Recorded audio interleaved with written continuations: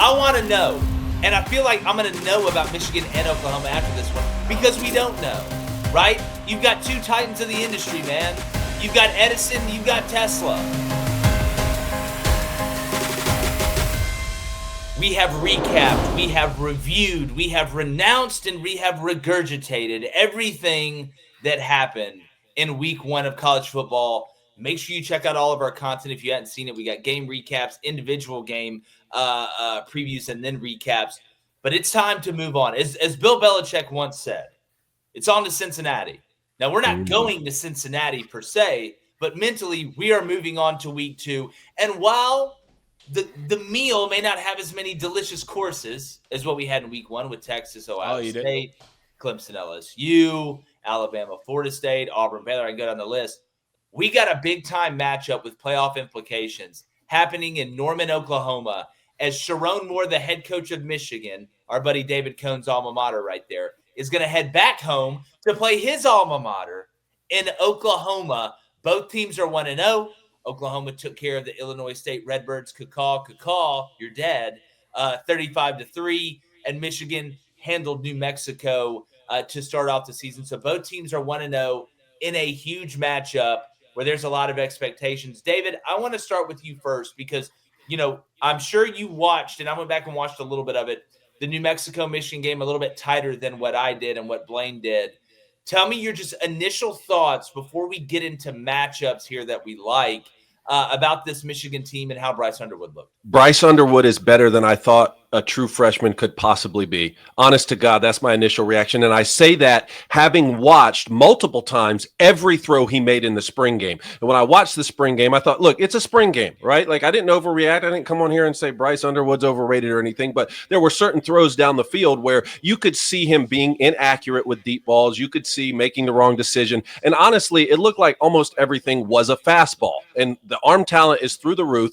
But in the spring game, everything's a fastball. Can we make layered throws? That's what you're going to have to make in the Big Ten and when you play other teams across the country.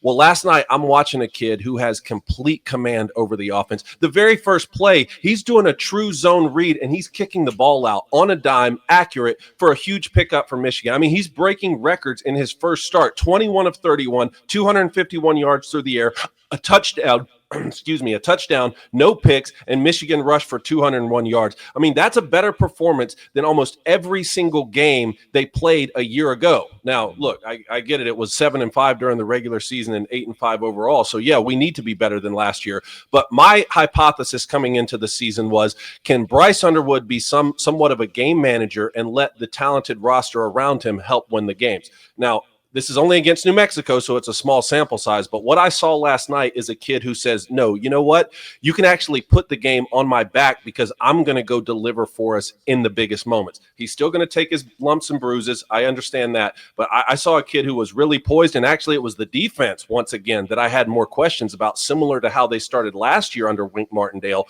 and figured it out as the season went on. This year you don't have that luxury because guess what? You're going to Norman, Oklahoma in a game that I can't wait to watch. And Michigan may lose it. Michigan may go on the road and lose to Oklahoma, and I'm still excited about it because I'd rather find out now in week 2 what this team's all about rather than schedule some FCS team. Let's go on the road and see what we're made of. David, again, the clips that I watch, and I know it's New Mexico and you brought that up, but when you look at competency and comfortability in a young player, that to me was the most impressive thing about Bryce Underwood is that the game didn't look too fast for him. It's going to speed up next week, obviously, going down to Norman and playing against better athletes and a better scheme and in a tough environment where they're going to try and throw off your comfortability. But he didn't walk in there with all these expectations and look nervous. It just looked natural, which is about the best thing that can happen if you're a Michigan fan, outside of him, getting the 250 yards, the one touchdown. Blaine, on the Oklahoma side, you're over here at my house. And at first, when you would look at the score of the Oklahoma Eastern Illinois game, whatever it was, you're like, oh my God, is this Oklahoma team really not that good? You're up 7-0 going into the second quarter against an Illinois State team that isn't very good.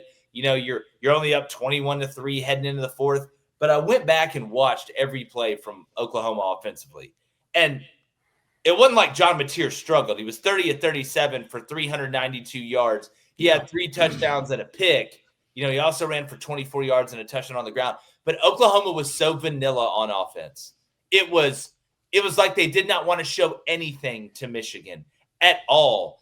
Do you feel like maybe that was Oklahoma's plan? Just let us beat them at birth.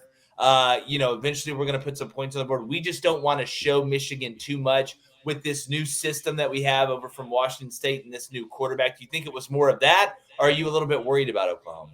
I'll say this: if you can't beat Illinois State with your basic stuff and you're Oklahoma, then we got some problems. That'll be a bigger problem. And trust me, from a guy who had a minus 36 and pissed, right? I'm pissed. You only win by 33. Grow up, Peter Pan.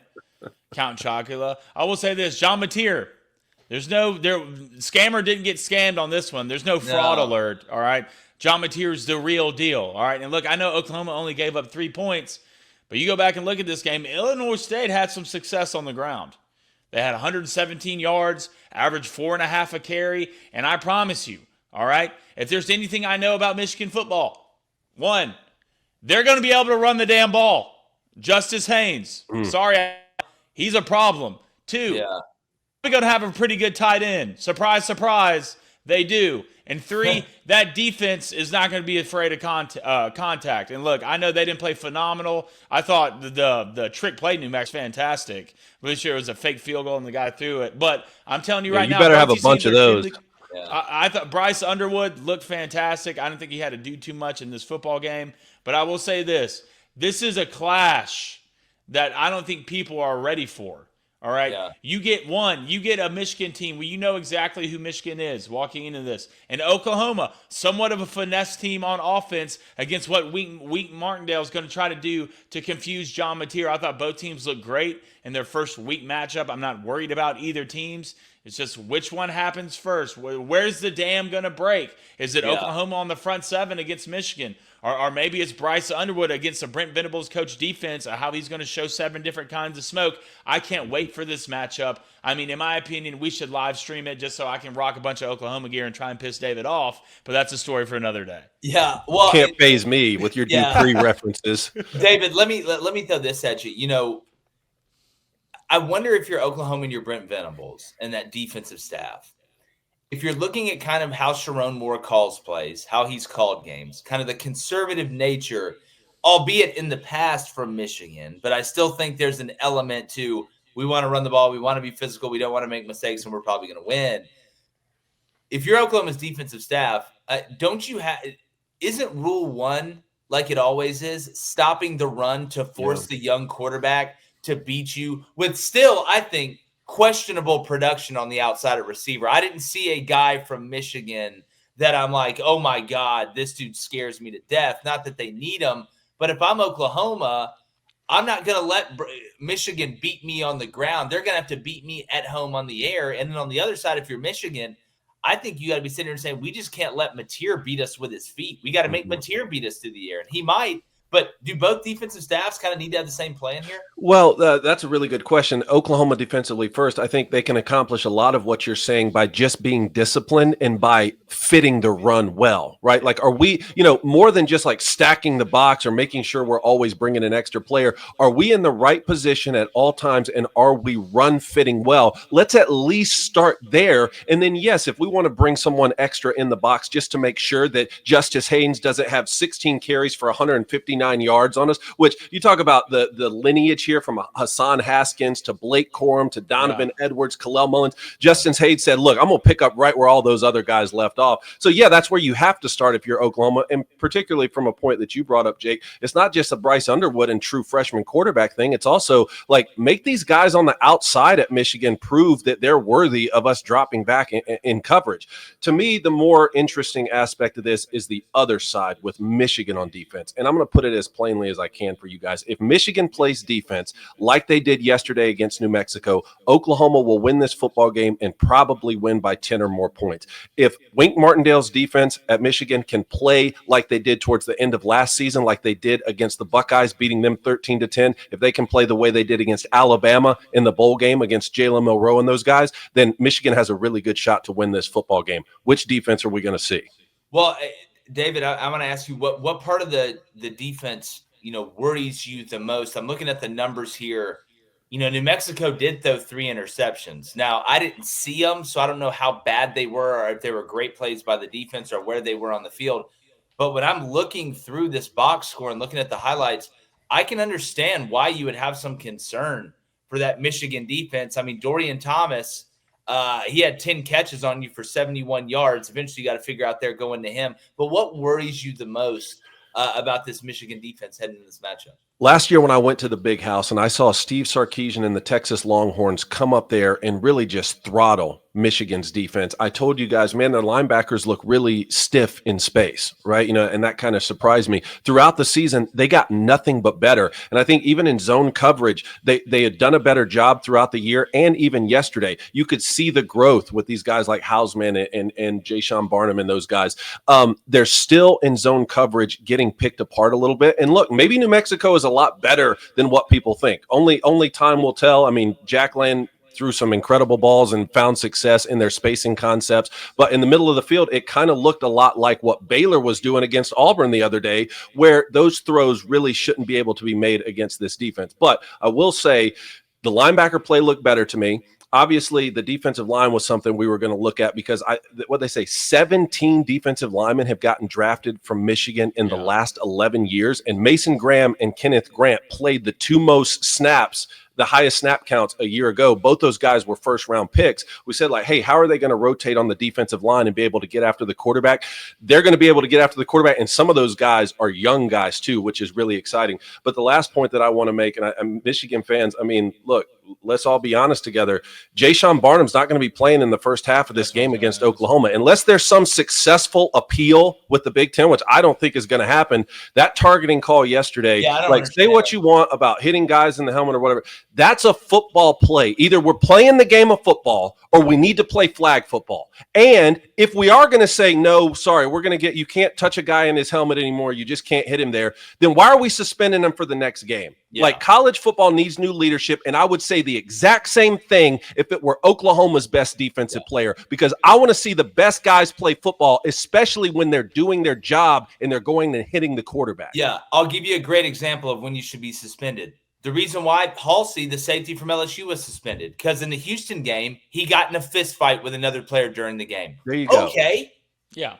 That makes sense to me. You're fighting on the field. You can't do it. You're suspended the next game. Hitting a guy, in a certain way, again, if it's something that's just incredibly egregious and late or super dirty, okay, we can look at it. Obviously, buddy's just trying to play hard. Like, 15-yard penalty, okay. Suspending guys, like, why are we It shouldn't doing be that? targeting. It shouldn't be a thing. It shouldn't be a thing. I can understand targeting in the essence of, the rare occasion where a guy spears a guy, like launches and goes helmet him and wide receiver over the middle. Yeah. I get it. I just think the punishment is it's basically like back in the day, like you steal an apple, they chop your arm off. Yeah. Like, there's not like, it's just like, it's almost medieval. Or you write down the other team's signals and you get fined $30 million. Oh, he didn't float. She must be a witch. Let's kill her. No, look, it's a lot different from stealing something. All right, like it's football. Yeah, it's football. I didn't steal anything. I didn't steal the idea of going to hits. It's a gladiator sport. You wear a helmet for a reason. Yeah. If you go over the middle, you should get the shit knocked out of you. That's called football. Yeah. I mean, the stove's hot. You don't put from your a wide receiver, nonetheless. Yes. And that's how you tell a lot of salt from a guy like Ryan Williams. And I know we're like Ryan Williams. He got hit one time, and the next thing you know, like when he came across the middle, he was looking at what color his nails were before he caught the ball. Yeah. All right. There's a price you have to pay. Yeah. As a receiver to going over the middle, and we're taking that out of the game. Well, back to the Oklahoma point. What's wild to me is we really don't know about Oklahoma on defense because again, if you go back and watch that game and you look at the numbers, Illinois State wasn't really throwing that thing. You threw 20 total passes. Rittenhouse, which I'm surprised. I thought he was. I thought he was the guy who brought the gun to Minnesota. Easy. Not Tommy. So you're not worried about Illinois State outrushing Oklahoma in this game? See, that's what I'm saying. That's what worries me. Obviously, Okay. they couldn't throw it. Okay. You knew they couldn't throw it. I knew they couldn't throw it, and they knew they couldn't throw it. That's why their leading passer threw it 13 times, completed 6 passes for 22 yards. But then you got guys named Winkers Wright running for 50 yards on 7 carries. What are we doing? He's a good And player. Like, I and mean, again, it sounds like a Peaky Blinders character, but in reality, 117 yards on 26 carries. When you know all they can do is run it, like that, their leading receiver had 10 yards. Okay, it's basically a wing T team if we're going to be honest. But I just we don't know yet. The jury's still out. I know Oklahoma's got good players, right? I know they're not this awful team. Um, I mean, Omasigo led him with 8 tackles yesterday. I know they got guys running around that can play. Mason Thomas. You can go down the list, Peyton Bowen, whatever. But I don't know. That's just the little information I have, David. I'm like, oh, we'll see. But I trust a Brent Venables coach defense. I do. So I didn't get to watch every snap of this game. I was in and out. Jaden Ott, 1 carry for minus Yeah. 3 yards. What's the deal there? Is he still injured? Coming out of fall camp, from what I was told, was again, nobody's ever 100%. He had a little bit of a lingering injury that followed him over. I think this was more precautionary than anything with him. They're gonna need him against Michigan. You're gonna need somebody that can bring out that magic wand at the Quidditch match and blind somebody. You know what I'm saying? I don't go know. ahead, Maybe Mike. he's just not as good as we thought he was. No, I think he's good. He's just always He's hurt. third on the depth chart, right? He's And always Jim hurt. Nagy looked me in the face and said he's healthy. Right? Yeah, that was you tell me. Right? I know Jim Nagy's coming out. Well, here's his injury report. This is lingering. You hit him here. It's going to suck. I just think right now Oklahoma has 2 better backs. I mean, in but I'm front not of saying Blaylock's bad or at all. We know what Mateer can do, but it's like Ott is your home run hitter. That's what he is. He is the, oh God, if this guy breaks, it's gone. It's not coming back. Gone forever. he's just striking out a lot right now. Yeah, you know? I know. He I just- mean, too worried You're about not launch seeing it well. Let's think about You're the worried launch about launch angle. angle. First. Just hit the ball. Well, it's like it's one of those things to where is this game with whatever team? I'm just scared Michigan gets too one-dimensional In this one? in this game. Maybe it's because I have just the past has hurt me watching Michigan. Maybe that's not worried it. about hell, that Michigan won yesterday. 8 games being one-dimensional last year. I and mean, beating Ohio State and here's my thing. Alabama. If I paid $12 million for a quarterback, we're throwing it, buddy. I just tell you. After what I watched yesterday, man, they're not afraid to let Bryce Underwood run this offense. I think they're going to go on the road and say, we're calling our game plan. And if Oklahoma ends up being better than us, or if Bryce throws a couple interceptions, or if our defense just can't stop John Mateer because he's probably going to win the Heisman Trophy, then so what? After what I watched yesterday, I don't think they're going to put any governor on Bryce Underwood in this game. Okay. I really don't, man. I mean, and now again, will everything be a fastball? Will he layer throws like he needs to? There was a rail route leak yesterday where he layered a beautiful throw. I was like, boom, that shows me that he can put touch on the football. I think they're going to let him loose. I mean, who are you guys going to take in this game? Look, I took Oklahoma before the season. Again, it's hard. It would have been really hard for me, almost regardless of what happened, outside of a disaster, to change it based on a game against Illinois State and New Mexico. Like it would just be hard for me to change it. I like Oklahoma because, again, the unknowns with Bryce's first time going on the road into a hostile environment. Mateer has played in these type games before. I think he's got enough ability, and Oklahoma has enough on the offensive side from a weapon standpoint to be able to move the ball consistently against Michigan's defense enough to put pressure on Bryce Underwood. I think it's a close game. I actually think it's going to be decently low scoring. I've got 23-20. Give me Oklahoma wins at home. I think they find a way, kick a field goal at the end. Michigan may miss one to, even though Zavada's really good, to send it to OT from like 55 or 57. I like Oklahoma, but barely. Look, guess, man. It's a guess. It's a guess. It's Jay, a minus 3.5 right now, Oklahoma, and Okay. 46.5. Okay. Oh, wow. Okay, so I'm the about book, around I think right now the book I'm looking at, which is FanDuel, it has Michigan plus 4.5. Okay. Over under Wow. 46.5, and the money is laying the under, which is not surprising. Yeah, I like Oklahoma in this game. Blaine, what about you? Let's let Kellen go last. Yeah, for sure. I picked Oklahoma before the season started. I think John Mateer is the real deal. I think this is one of those games. If it was at Michigan, I'd probably pick Michigan. But since it's at Oklahoma, this is Bryce Underwood's first true road start. There's a lot of things that's piled up against him in this game. I think he plays well, but I think Oklahoma being at home is what the difference is at the end of the day. All right, Coney. Michigan at Oklahoma. Sharon, you know what going you want back to do. home. Oh, you want me to set the stage? Okay. Oklahoma, Michigan, two of the greatest programs in the history of this sport. Sharon Moore, alma mater, going home, mama's calling. But you know what? It's not just to come in and have a nice meal. We're going to come in and have a nice meal and maybe leave there with a full belly and a W. That's what I'm thinking. Look, here's the thing. Before the season, I told you guys Oklahoma. I'll say the same thing about the Clemson and LSU pick. Oklahoma at home with John Mateer and this team is the correct pick. If you're trying to make the safest pick, and we'll see what the line does, especially if it gets in under a field goal. But I'm going to go ahead after what I saw yesterday with the way they let Bryce Underwood go. I'm going to say Wink Martindale on that defense, that they dial in. This becomes a defensive battle. Bryce Underwood does just enough to be able to win this game with Michigan's rushing attack with Justice Haynes, and Michigan finds a way on the road 23-21. Woo! I love it. All right, hey, let's all try and say something that can make it in hype videos. Yeah, go. You say. You go. Oh, I already went. No, you go, Say Jake. something, You've been on the Blaine. hype videos. Say something man. that's going to make it.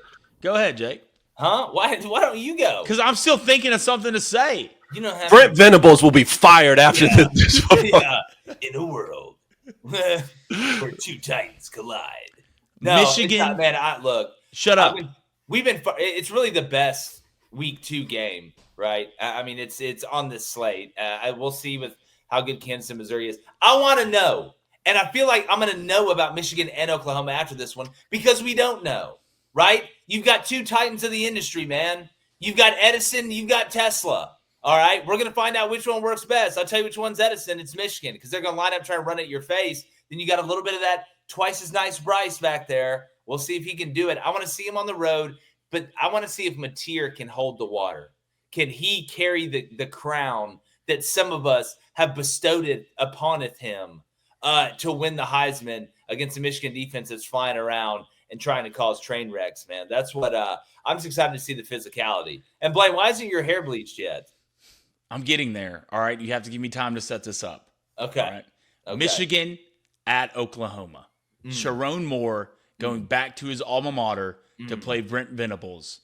I don't know if it gets bigger than this.